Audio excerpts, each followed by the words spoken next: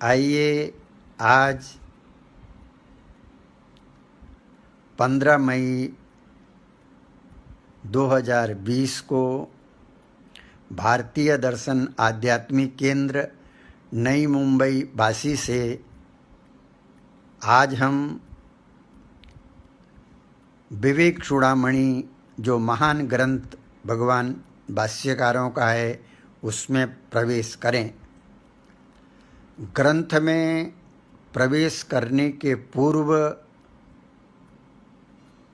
ग्रंथ किसे कहते हैं यह समझना बहुत आवश्यक है। शास्त्रकारों ने ग्रंथ की व्याख्या करते समय लिखा, यस्मिन् उद्देश्य लक्षण परीक्षा स ग्रंथः। जिसका कोई उद्देश्य हो, जिसमें कुछ लक्षण हों और जिसमें कुछ परीक्षाएं हों, उसका नाम ग्रंथ है। इस विवेक चूड़ामणि का उद्देश्य है कि मनुष्य अपने जीवन में सृष्टि का उपभोग करते हुए सृष्टा का अनुभव करे। हम अपने जीवन में सृष्टि के भोगों में इतना उलझ जाते हैं कि हमें वास्तविक में सृष्टा की विस्मृति हो जाती है। इसलिए इस ग्रंथ का महान उद्देश्य है सृष्टा की अनुभूति, सृष्टा की प्राप्ति। और सृष्टा की प्राप्ति के लिए जो साधन हमें चाहिए, विवेक आदि जो साधन हैं, उन साधनों के लक्षण भी इस ग्रंथ में भाष्यकारों ने किए हैं। क्योंकि कभी कभी हमें ये भ्रम होता है कि हम विवेक संपन्न हैं, लेकिन वास्तविक में आप विवेक संपन्न हैं कि नहीं, ये तब आपकी समझ में आएगा जब वो लक्षण आप अपने में घटाएंगे। और जब आप कभी अपने को विवेक संपन्न समझते हैं और वो विवेक के लक्षण आप में नहीं घटते, तब आपको अपने को अवलोकन करने का मौका मिलता है। लक्षण एक प्रकार का दर्पण है। जैसे दर्पण के सामने खड़े होकर के आपको अपनी कमियां दिखाई देती हैं, उसी प्रकार से साधक अपने जीवन में उन साधनों के बारे में यह जान सकता है कि वास्तविक में ये साधन मेरे पास में हैं या नहीं हैं। ये लक्षणों के द्वारा उसको उन साधनों का ज्ञान होता है और फिर उसकी परीक्षा होती है। कभी कभी अपने को ऐसा लगता है कि हमारे पास घर में सुवर्ण पड़ा है और हम अपने को बहुत धनवान समझते हैं, लेकिन जब वही सुवर्ण हम स्वर्णकार के पास में ले जाते हैं और वह उसकी परीक्षा करके बताता है, यह तो सुवर्ण नहीं, यह तो पीतल के ऊपर सोने की पॉलिश मात्र है। इसी प्रकार से कभी कभी हम अपने को बहुत बड़ा भक्त समझते हैं, कभी हम अपने को ज्ञानी समझते हैं, कभी हम अपने को बहुत बड़ा साधक समझते हैं। लेकिन जब हम भक्ति की, ज्ञानी की, साधक की परीक्षा लेते हैं, यदि हम उस परीक्षा में खरे उतर गए तो वास्तविक में हम उस परमात्मा को प्राप्त करने के अधिकारी हैं। और यदि उस परीक्षा में खरे नहीं उतरते तो फिर हम अधिकारी नहीं हैं। अधिकारी समझना एक अलग चीज़ है और अधिकारी होना एक अलग चीज़ है। तो इसलिए विवेक चूड़ामणि में उद्देश्य है, लक्षण है, परीक्षा है। ये तीन चीज जिसके अंदर विद्यमान होती हैं उसे ग्रंथ कहते हैं। आइए अब हम इस महान ग्रंथ में प्रवेश करते हैं और मुझे विश्वास है कि इस ग्रंथ में प्रवेश करने के बाद आप अपने जीवन के लक्ष्य को प्राप्त करने में समर्थ होंगे। भगवान भाष्यकार इस ग्रंथ का प्रारंभ करते हुए लिखते हैं, जंतूनां नरजन्म दुर्लभम अतः पुंसत्वं ततो विप्रता तस्माद् वैदिक धर्म मार्ग परता विद्वत्वम् अस्मात् परम आत्मानात्म विवेचनम स्वानुभवो ब्रह्मात्मना संस्थितिर मुक्तिर्नो शतकोटि जन्म सुकृतै पुण्येर्विना लभ्यते। भाष्यकार कहते हैं, जंतूनां नरजन्म दुर्लभम, ये मनुष्य जीवन अत्यंत दुर्लभ है।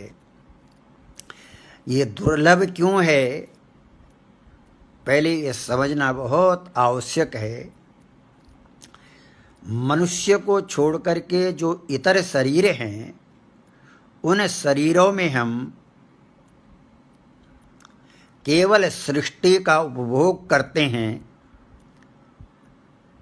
सृष्टा की अनुभूति के बारे में सोच नहीं सकते। भागवत में भी इस बात का उल्लेख है, तैर तैर अतुष्ट हृदयम, प्रत्येक प्राणी को देख करके सृष्टा को सुख की अनुभूति नहीं हुई।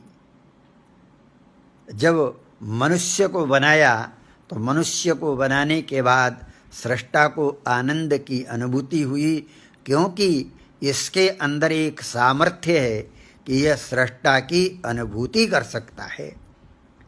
सृष्टि का उपभोग करके जीवन को यदि हम कृतार्थ समझते हैं तो उसमें पशुता से बढ़ करके और कुछ नहीं है। इसलिए ये मनुष्य जीवन अत्यंत दुर्लभ है। इसमें परमात्मा को प्राप्त करने की सामर्थ्य है। अब उस सामर्थ्य का हम उपयोग करते हैं कि नहीं करते हैं, ये हमारे ऊपर है। तो इसीलिए जंतूनां नरजन्म दुर्लभम ततो पुंसत्वम, मनुष्य जन्म प्राप्त करने के बाद पुंसत्व, पुंसत्व का अर्थ होता है, कोई कुछ पुरुष भी बोलते हैं, वास्तविक में पुंसत्व का अर्थ है पुरुषार्थ करने की सामर्थ्य।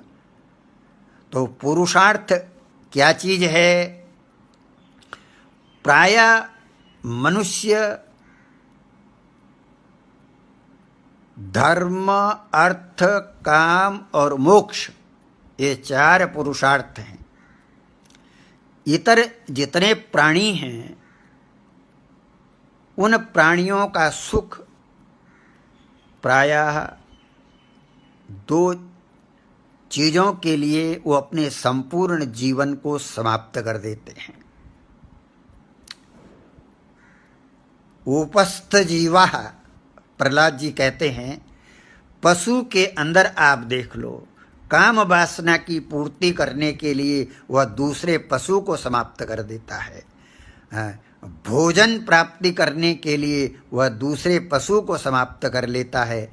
लेकिन जब आप इन दो सुखों से ऊपर की बात सोचते हैं तब आपके अंदर पुरुषत्व आता है। इन दो सुखों के ऊपर धर्म और मोक्ष, जब धर्म और मोक्ष के बारे में आप सोचते हैं तब वास्तविक में आपके अंदर पुरुषत्व आता है। तो वो पुरुषत्व होना बहुत कठिन काम है।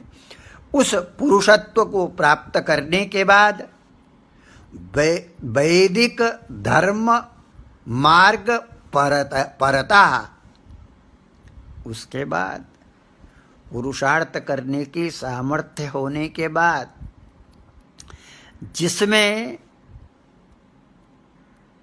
सही धर्म का व्यक्ति को बोध होना, उस सही धर्म की तरफ मनुष्य की प्रवृत्ति होना। सही धर्म क्या है? भगवान वेदव्यास ने कहा, द्विविधो ही वेदोक्त धर्मः प्रवृत्ति लक्षणश्च निवृत्ति लक्षणश्च। वैदिक धर्म क्या है? प्रवृत्ति और निवृत्ति। जो वेद प्रतिपाद्य प्रवृत्ति और वेद प्रतिपाद्य जो निवृत्ति है वो वैदिक धर्म है। उस वैदिक धर्म में प्रवृत्ति होना ये उससे भी ज़्यादा कठिन है, और ततो बहुत कठिन काम है। और बीच में विप्रदाई, विप्रता का अर्थ होता है समो दमः तपः शौचम शांतिर आजवमेव च ज्ञानम विज्ञानमास्तिक्यम। ये विप्रता है। विप्रता का अर्थ हुआ शम, मन का निग्रह करना, इंद्रियों का निग्रह करना, अप्रतिकार पूर्वकम दुखानाम सहनम। ये तप हुआ। जीवन में पवित्रता, क्षमा करने की भावना और सरलता, शास्त्रों का अध्ययन करना, और जिन शास्त्रों का आप अध्ययन करते हैं उन शास्त्रों ने जिस विषय का प्रतिपादन किया उसका अनुभव करना, इसी का नाम क्या है? इसका नाम विज्ञान है। इस विज्ञान की प्राप्ति आगे कह रहे हैं विद्वत्ता। ये बहुत कठिन काम है। विद्वत्ता, विद्वत्ता का अर्थ होता है जिसके अंदर विद्या है। विद्या किसे कहते हैं? शास्त्रकार कहते हैं विद्या या सा विमुक्तये। विद्या वह है जो हमें मुक्त करती है। प्रायः करके शास्त्रों में दो दृष्टांत आते हैं। एक दृष्टांत आता है मकड़ी का और दूसरा दृष्टांत आता है कोसकार का, रेशम के कीड़े का। प्रायः आगे इसी ग्रंथ के अंदर भाष्यकार इस बात का उल्लेख करेंगे, विदुषाम वैदुष्यम भुक्तये न तो मुक्तये। हम विद्वत्ता जो है उस विद्वत्ता का उपयोग हम ऐश्वर्य प्राप्त करने के लिए करते हैं कि ईश्वर प्राप्त करने के लिए करते हैं। प्रायः मनुष्य उस विद्वत्ता के माध्यम से उस रेशम के कीड़े की तरह इतना ऐश्वर्य सब खड़ा कर देता है, और जिस प्रकार वह रेशम का कीड़ा अपने बनाए हुए जाल में स्वयं उलझ करके मर जाता है, इसी प्रकार हम लोग भी वैदुष्य का उपयोग करके केवल ऐश्वर्य एकत्र करते हैं, इसलिए उसे विद्वान नहीं कहते। विद्वान नहीं है। विद्वान सुखदेव जी महाराज हैं। वैदुष्य का उपयोग ऐश्वर्य के लिए जो व्यक्ति करता है वो विद्वान नहीं है। वास्तविक में विद्वत्ता वो है जिस प्रकार मकड़ी जाल बनाती है लेकिन अपने जाल में कभी उलझती नहीं है। वो ऐश्वर्य किस काम का? जिस ऐश्वर्य को एकत्र करके हम उस ऐश्वर्य के अंदर ही उलझ करके समाप्त हो जाएं। प्रायः हम ऐसे ही करते हैं। इसलिए विद्वान होना बहुत कठिन है। शास्त्रों की बात करना बहुत आसान है। यदि आपको ख्याल होगा, गीता में पहले अध्याय में अर्जुन ने ऐसी विद्वानों जैसी बातें की, इसलिए कृष्ण ने जब उसे संबोधित किया तो कृष्ण ने कहा प्रज्ञा बादांश भाष से, ज्ञानियों की जैसी भाषा बोलते हो। और जो लोग ज्ञानियों की जैसी भाषा बोलते हैं, प्रायः हम लोग उन्हें ज्ञानी समझ लेते हैं। और ऐसे जो लोग होते हैं वो अपने बनाए हुए जाल में स्वयं उलझ करके रह जाते हैं और ऐसे ही उनका जीवन नष्ट हो जाता है। भाष्यकार कहते हैं विद्वत्ता बहुत कठिन है। जब आप वैदिक धर्म का आचरण करते हैं और तब आपको विद्वत्ता प्राप्त होती है, जैसे याज्ञवल्क्य को हुई, जिनके चरणों में महाराज जनक बैठते हैं। और उन याज्ञवल्क्य की सेवा करने वाली मैत्रेयी, जब याज्ञवल्क्य ने उसे अपार ऐश्वर्य देने की कोशिश की तो मैत्रेयी ने कहा किम वित्तेना अमृतस्याम इति, और इसका नाम विद्वत्ता है। लेकिन ये विद्वत्ता आपके अंदर तब प्राप्त होती है जब आप वैदिक धर्म का अनुसरण करते हैं। और वैदिक धर्म का अनुसरण करने के बाद ये विद्वत्ता आपके जीवन में आती है। ऐसा भाष्यकार कहते हैं, आत्म अनात्म विवेचनम सबसे कठिन काम है, आत्मा और अनात्मा का विवेचन करना। साधक हैं, आत्मा क्या है, अनात्मा क्या है। भाष्यकार लिखते हैं, युष्मद अस्मद प्रत्यगोचरयो विषय विषयिणो तम प्रकाशवत विरुद्ध स्वभावयो। हम कभी कभी अनात्मा को ही आत्मा मान करके व्यवहार करते हैं। इसलिए आत्मा और अनात्मा का विवेक मनुष्य के जीवन की सबसे बड़ी संपत्ति है और सबसे प्रथम साधन है। इस प्रथम साधन का जब हमारे जीवन में प्रादुर्भाव होता है, फिर उस विवेक कर के बाद स्वानुभव का अर्थ होता है सम्यक अनुभव। जिस अनुभव में कोई प्रक्षेपण नहीं, जिस अनुभव में कोई कल्पना नहीं, उसका नाम है सम्यक अनुभव। और ब्रह्म आत्मना संस्थिति, और इस आत्मा की उस परमात्मा के रूप में जानना। जिस प्रकार से घटाकाश को महाआकाश के रूप में जानना, उसी प्रकार से इस आत्मा को उस परमात्मा के रूप में जानना। जब इस आत्मा को परमात्मा के रूप में वह जानता है और अनुभव करता है, उसी का नाम मुक्ति है। भाष्यकार कैसे हैं, ऐसी जो मुक्ति है, मुक्तिर्नो शतकोटि जन्मसु कृतैः। ये जो मुक्ति है करोड़ों करोड़ों जन्मों के पुण्य के बगैर साधक को उपलब्ध नहीं होती है। जब करोड़ों जन्म के पुण्य मनुष्य को फल देने लगते हैं, तब मनुष्य को मुक्ति की प्राप्ति होती है। मुक्ति का अर्थ क्या है?